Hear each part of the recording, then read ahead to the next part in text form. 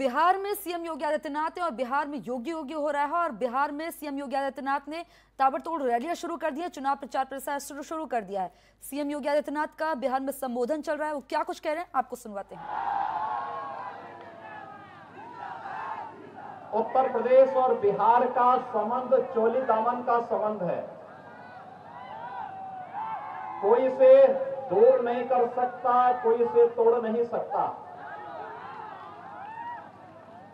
और इसका श्रेय जाता है रामगढ़ को। त्रेता युग में जिस महान ऋषि ने इस रामगढ़ को अपनी तपस्थली के रूप में चुना था, उस महर्षि विश्वामित्र के कारण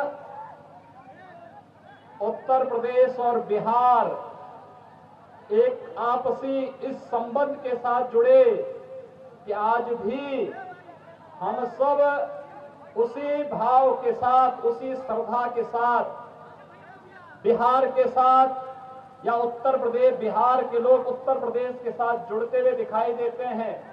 और इसलिए जब बिहार में चुनाव हो तो स्वाभाविक रूप से बिहार के हित के लिए कार्य करने वाली माननीय नीतीश जी के नेतृत्व की सरकार में भारतीय जनता पार्टी के प्रत्याशियों को समर्थन देने के लिए भी मैं आज आपके बीच में अपील करने के लिए आया हूं। भाइयों बहनों, उत्तर प्रदेश और बिहार देश की एक बड़ी आबादी का नेतृत्व करते हैं। आप सोचिए, नीतीश जी के नेतृत्व में बिहार का सम्मान और गौरव बढ़ा है। बिहार ने विकास की नई नई ऊंचाइयां प्राप्त करना प्रारंभ किया और सोने में सुहागा का काम होता है जब आदरणीय प्रधानमंत्री नरेंद्र मोदी जी के नेतृत्व में भारतीय जनता पार्टी की केंद्र में सरकार बनती है और बिहार के लिए एक से एक नई योजनाएं आती हैं। कहीं एम्स की, कहीं आईआईटी की, कहीं आईआईएम की, कहीं पर कुछ अन्य योजनाएं। वह गरीब से लेकर के यहां के पढ़े लिखे नौजवानों के लिए रोजगार से लेकर के नौकरी के अनेक संभावनाओं को लेकर के जो कार्यक्रम आगे बढ़े हैं, आज उसी क्रम को आप सबके साथ मिलकर के आगे बढ़ाने के लिए आपसे आह्वान करने के लिए मैं आपके बीच यहां पर आया हूं। हम लोग पिछले 7 महीने से, भाइयों बहनों, पिछले 7 महीने से पूरा देश वैश्विक महामारी कोरोना से जूझ रहा है। हम सब आभारी हैं प्रधानमंत्री मोदी जी के, जिनके नेतृत्व में भारत ने 135 करोड़ की आबादी को बचाने का कार्य किया है और पूरी ईमानदारी के साथ, पूरी मुस्तैदी के साथ, जिस तत्परता के साथ निर्णय लिए गए, चाहे वह लॉकडाउन का निर्णय रहा हो और लॉकडाउन के बाद उस दौरान गरीबों के लिए दी जाने वाली योजनाओं का आप अनुमान करिए। प्रधानमंत्री मोदी जी हैं और मुख्यमंत्री नीतीश कुमार जी हैं, तो कोरोना कालखंड में हर गरीब को राशन की सुविधा मुफ्त में मिलनी प्रारंभ हुई। मिली आपको कि नहीं मिली? अगर राजद की सरकार होती तो मिल पाता? भाइयों बहनों, यही है सरकार।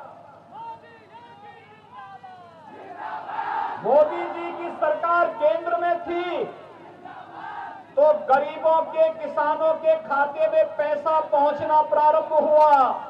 प्रधानमंत्री किसान सम्मान निधि का, वृद्धजनों का पेंशन, निराश्रित महिलाओं का पेंशन, दिव्यांगजनों का पेंशन एडवांस में उनके अकाउंट में पहुंचना प्रारंभ हुआ। और प्रधानमंत्री जी ने गरीब कल्याण रोजगार अभियान का शुभारंभ भी बिहार से ही किया था, यानी हर गरीब को रोजगार भी इस कोरोना कालखंड में मिल सके, इसके लिए व्यापक पैमाने पर रोजगार सृजन के जो कार्यक्रम केंद्र और राज्य सरकार ने प्रारंभ किए, आज हर गरीब के हाथ को काम मिलना प्रारंभ हुआ। और जब लोकप्रिय जनप्रतिनिधि के रूप में श्री अशोक कुमार सिंह और श्री अश्विनी चौबे जैसे लोकप्रिय नेता हो, तो हर खेत को पानी भी पहुंचाने का कार्य नेताओं ने प्रारंभ किया।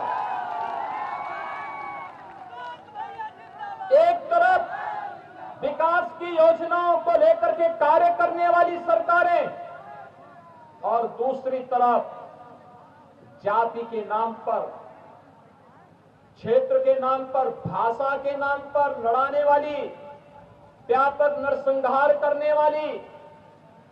हम लोग विकास की बात करते हैं, वे लोग जाति की बात करते हैं। हम लोग देश की बात करते हैं, वे लोग परिवार की बात करते हैं।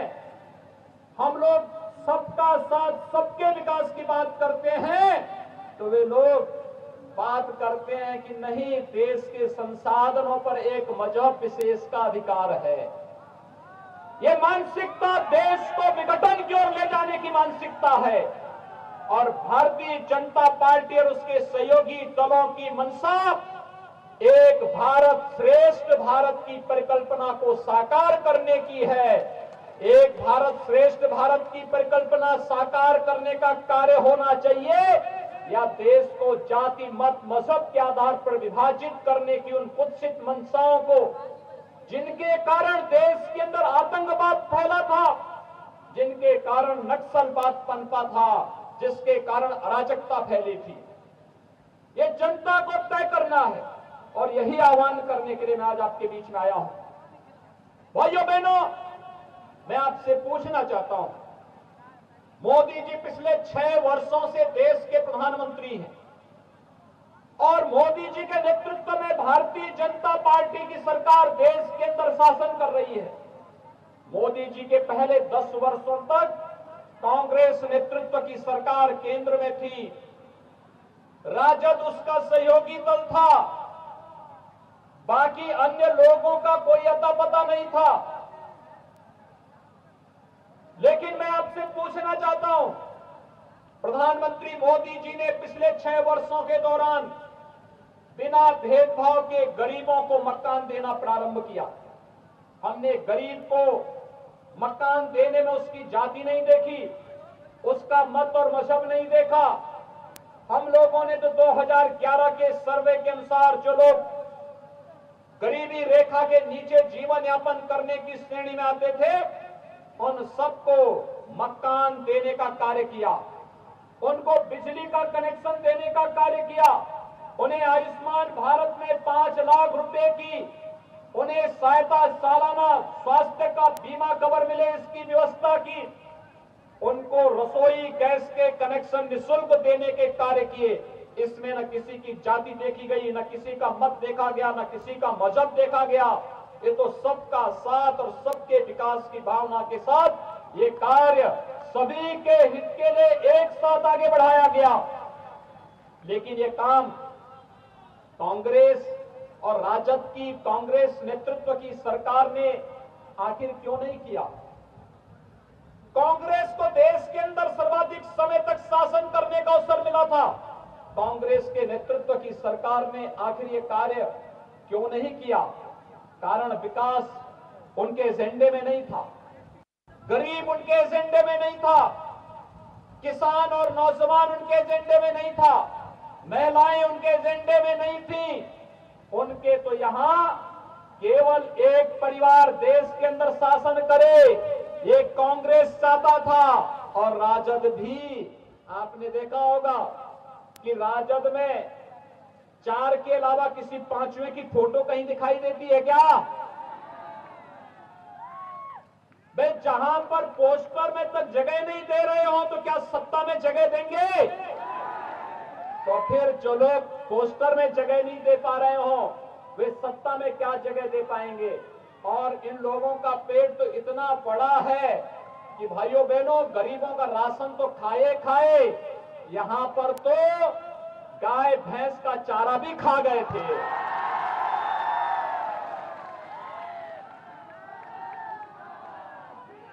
क्या ऐसे लोगों को वोट दिया जाना चाहिए? क्या आप इस बात को मान करके करके चलते हैं।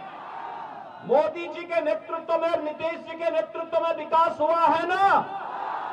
घर घर जाकर के बताएंगे सभी लोग। भाइयों बहनों, हमने बिना भेदभाव के विकास भी कराया है। और जो हमारा वायदा था, कश्मीर में आतंकवाद को, पाकिस्तान प्रस्त आतंकवाद को पाकिस्तान के अंदर घुस करके भी मारेंगे,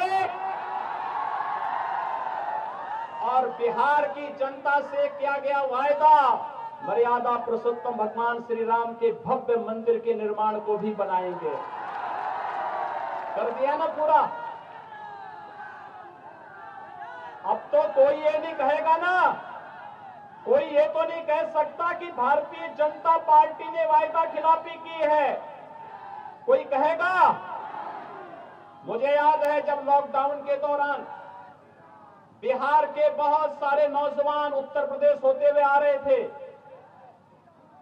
भले ही दिल्ली में उनके साथ दुर्व्यवहार आम आदमी पार्टी ने, कांग्रेस की सरकारों ने किया होगा, लेकिन उत्तर प्रदेश में जब आते थे तो उनके पैरों के लिए धोने के लिए गर्म पानी मिलता था और उनके लिए ताजा ताजा भोजन देने के साथ साथ हमने कहा था उत्तर प्रदेश सरकार के सभी अधिकारियों से कि भाई देखो, बिहार के लोग हमारे अपने लोग हैं, इनको उत्तर प्रदेश शासन की गाड़ी से बिहार के अंदर भेजने की व्यवस्था करिए, क्योंकि ये हमारे मेहमान हैं।